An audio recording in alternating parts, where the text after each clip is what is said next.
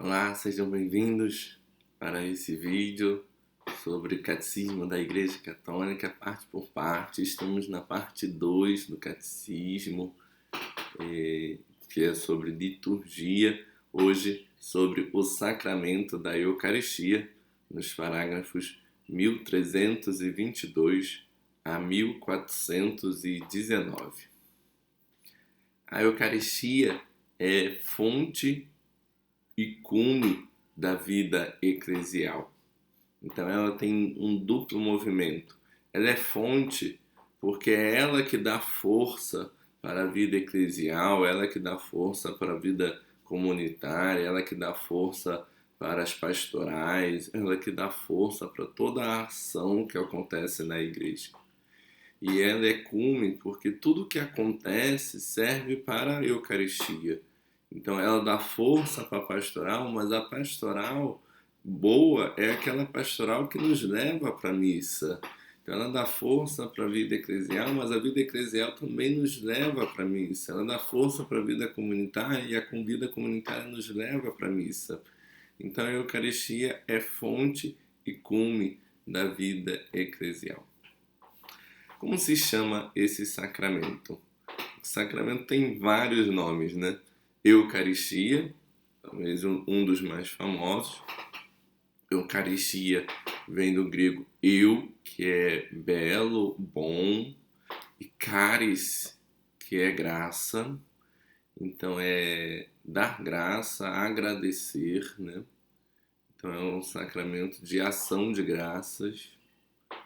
Ceia do Senhor, posto que repetimos o que o Senhor fez na última ceia, e ele diz: fazer isto em memória de mim. Fração do pão, o que se relaciona com Atos dos Apóstolos, que vai sempre falar também dessa questão da fração do pão, mas também com os discípulos de Emaús, né? E eles o reconheceram ao partir o pão. Então, na fração do pão, reconhecemos a presença do Senhor. Assembleia Eucarística, porque a Eucaristia não é celebrada sozinho, mas forma-se uma assembleia ao seu redor. Memorial da Paixão e Ressurreição, porque é o centro da fé e também é o centro deste sacramento, a paixão, morte e ressurreição do Senhor. Santo sacrifício em memória do que o Senhor fez por nós. Comunhão, porque podemos nos unir ao Senhor Jesus de uma forma muito maior.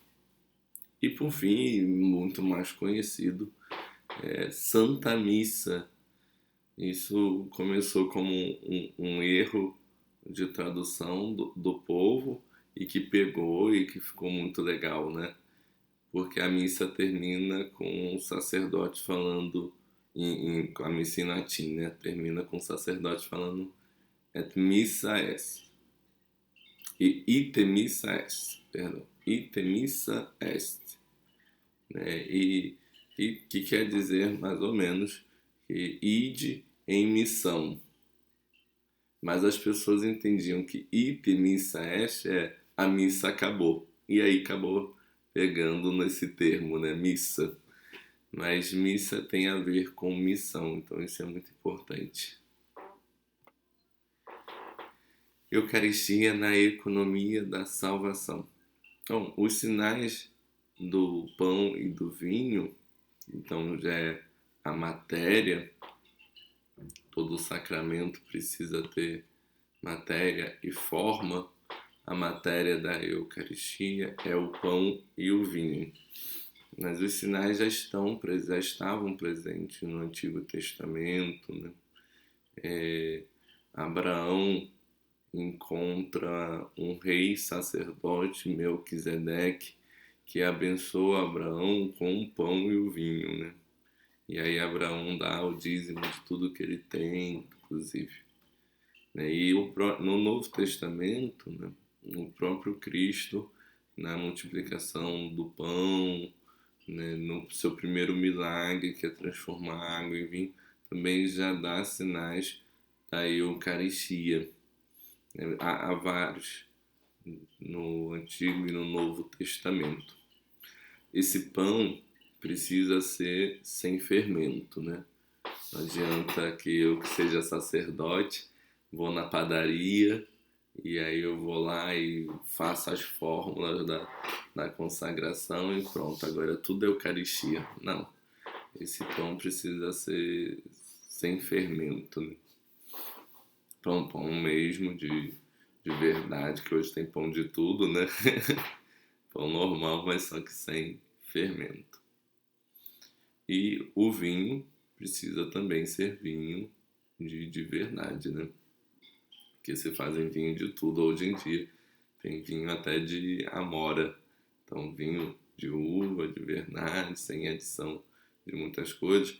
Para não dizer que é sem adição de muitas coisas, o vinho que a gente utiliza geralmente é um vinho licoroso. Mas isso não implica na sua matéria, não. É só porque o vinho, uma vez aberto, ele vai vinagrar pela ação do oxigênio, né?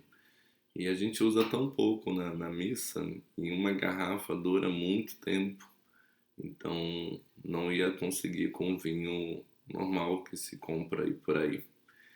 Então esse vinho é um vinho licoroso que resiste à ação do oxigênio, então dura mais tempo. A instituição da Eucaristia, que todo sacramento é instituído por Cristo, a instituição da Eucaristia se dá no momento da sua paixão na última ceia e ele afirma: fazer isto em memória de mim. Então há uma ação, olha, há uma ordem, né? Há um imperativo: fazer isto em memória de mim. E não em simbolismo, nada disso. Fazer isto em memória de mim. Alguns interpretaram como sendo simbólico, né? O que Jesus não está dizendo isto é o meu corpo, mas isto simboliza o meu corpo, isto simboliza o meu sangue. Então não seria de uma leitura ao pé da letra, mas simbólica. Acontece que nunca foi interpretado dessa forma, somente recentemente, né, que foi interpretado dessa forma. Mas se a gente pegar os discursos do pão da vida no Evangelho de João, nós vamos ver que o povo se sentia confrontado quando Jesus estava falando sobre o pão da vida. Bom, que discurso é esse? Jesus faz toda uma construção, tá? No Evangelho de João, sobretudo. Ele multiplica os pães para o povo que estava ali ouvindo o seu discurso e não tinham o que comer. Depois ele sai dali, os seus discípulos saem de barco, ele manda os apóstolos irem de barco à frente, e aí no meio da madrugada ele anda sobre as águas para chegar até o barco. E depois o povo, quando vê que ele não está mais, vai dar a volta no lago para chegar do outro lado e aí vai ouvir o discurso do pão da vida. O que aconteceu com esses três fatos que eu estou narrando para você?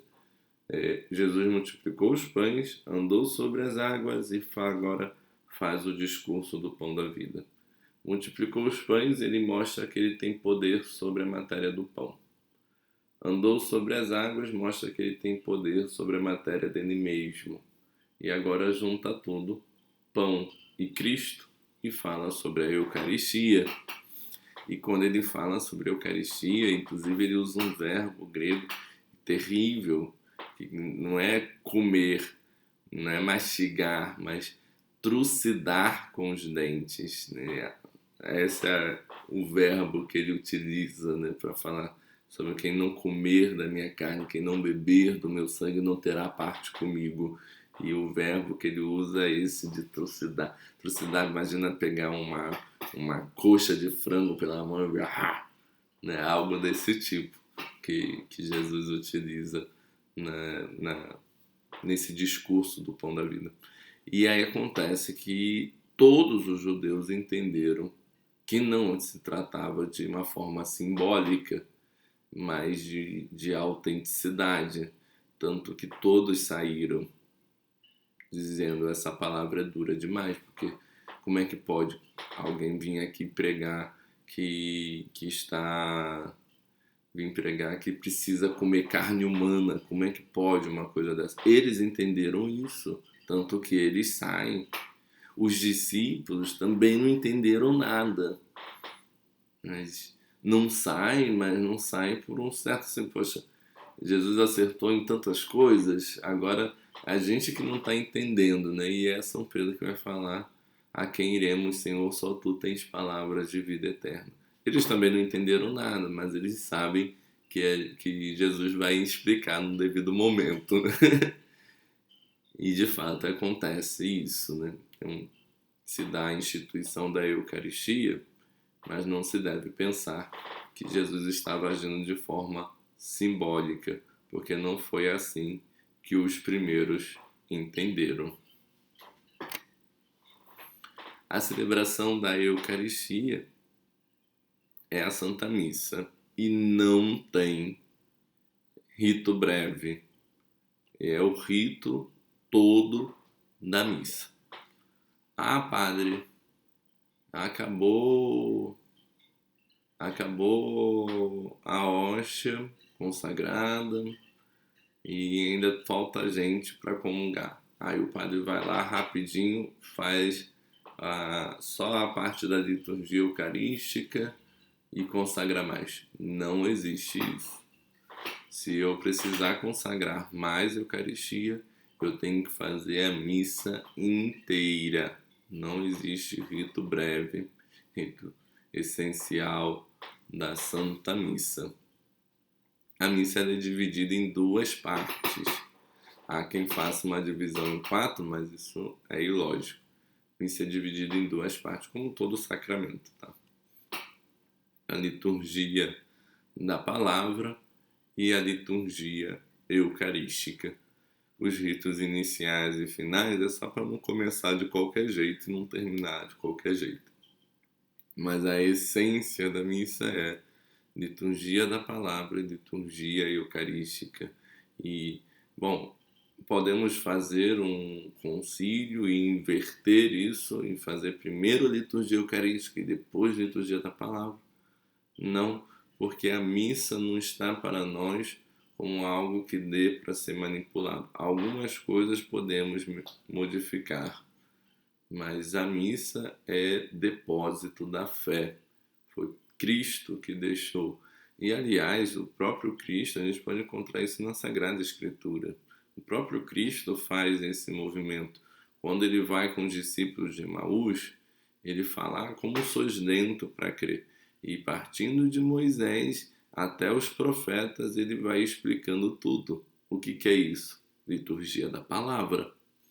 E quando chega na casa, ele finge que vai mais para frente, aí as pessoas falam para ficar, e como é próprio dos judeus, né, aquele que é o visitante dá graças do alimento, e ele pega o pão, ele dá graça, e aí eles entendem que era Jesus, que até então não tinha entendido que era Jesus, entendem que é Jesus, e Jesus desaparece depois de dar graças, porque agora sua presença não é mais física, mas é na Eucaristia, liturgia eucarística.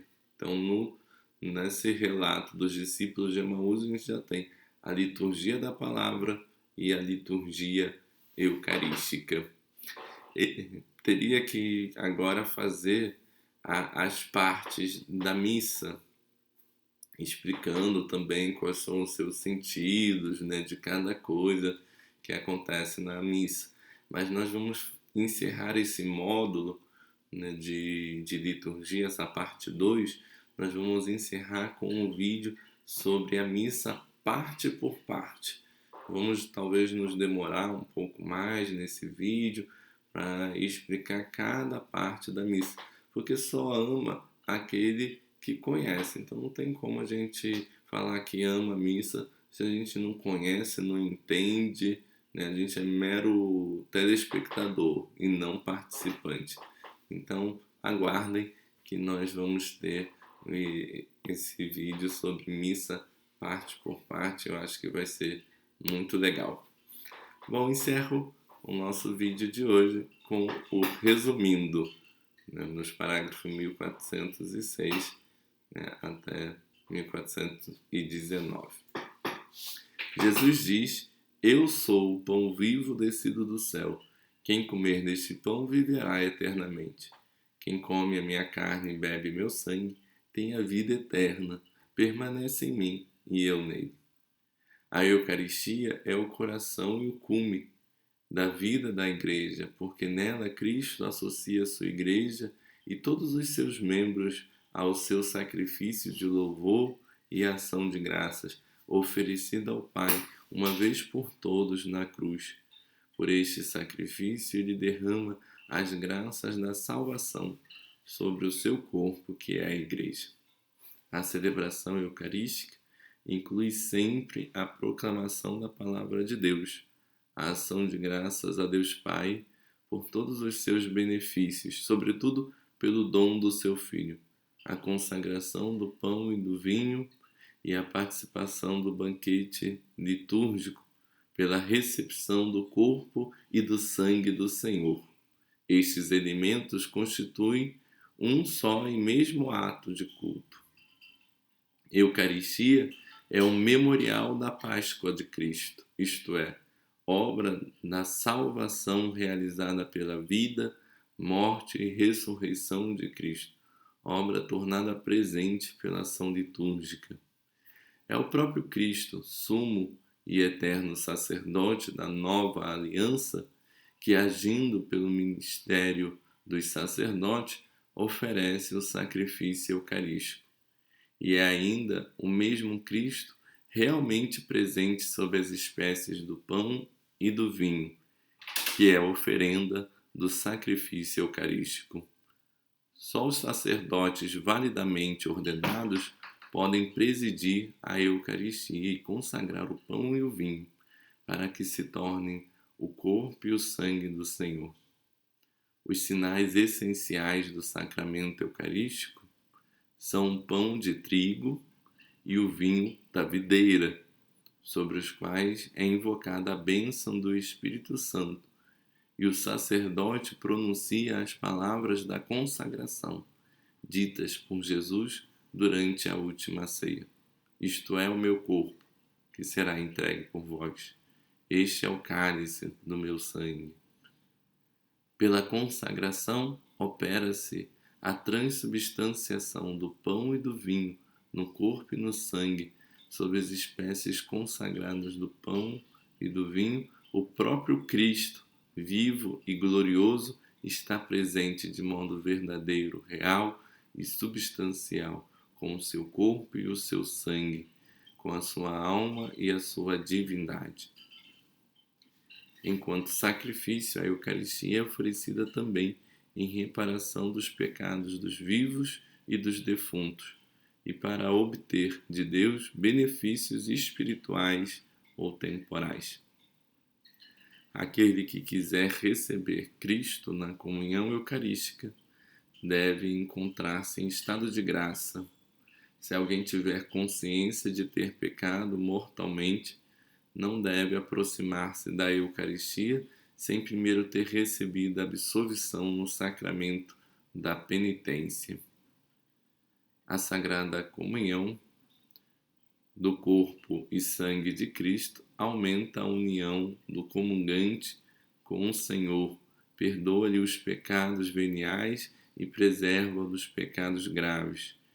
E uma vez que os laços da caridade entram, o comungante e Cristo são reforçados.